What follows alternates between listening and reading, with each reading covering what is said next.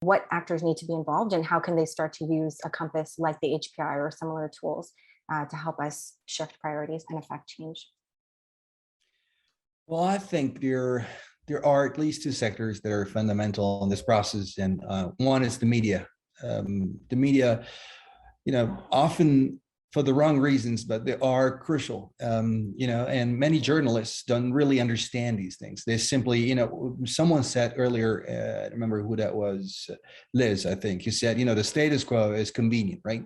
Journalists are very lazy people, right? So they simply regurgitate the notions, and when you challenge them to say something different, it's more work for them, right? So we need to somehow spoon feed journalists. I think we have to be much more aggressive at tackling the media. And then the other one is the entrepreneurs. I think we have to create demand for these indicators. I think indicators are fundamental, but we need to be able, it's not enough. Sama and the others know this very well. They've done it for so many years. I think I remember Brain Pool, like a project you guys ran a few years ago, in which you were trying to understand what makes an indicator work for a policymaker, for instance, or for a business person.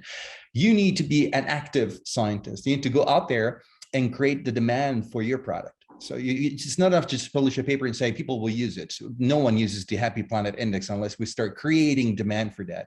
So we need to understand, in the story that we tell, we need to make sure that an entrepreneur out there will realize that this is useful to showcase what he or she does, right? So there's an additional work that has to be done. And I'd like to emphasize this as a former policymaker. You do get policymaker. I was a minister for 2 years and a national minister with these ideas, right? But it's not enough to have someone out there that, like this heroic, person, tries to push this agenda if it's isolated. So around that story, you need to build many different stories that somehow amplify the impact. So once you have that kind of leadership, you need to find the entrepreneurs that are willing to join, and then you have to find the journalists that are willing to join this. Otherwise, what happens? I'll give you an example.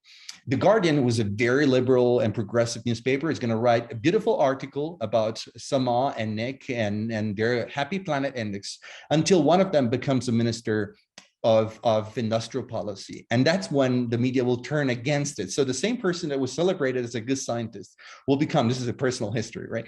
Will become an idiot, a useless politician, someone who doesn't know, who doesn't know what he's doing, someone who doesn't understand the economy, and so on and so forth. And the same media will start destroying everything unless you have educated the media. So we need to do this it's very important, that we understand the importance of creating demand, and that has to be cultivated. And not everyone understands the value of this immediately, I think, and it's our job to be able to do so. And I think the two critical sectors that are usually not addressed are business and the media.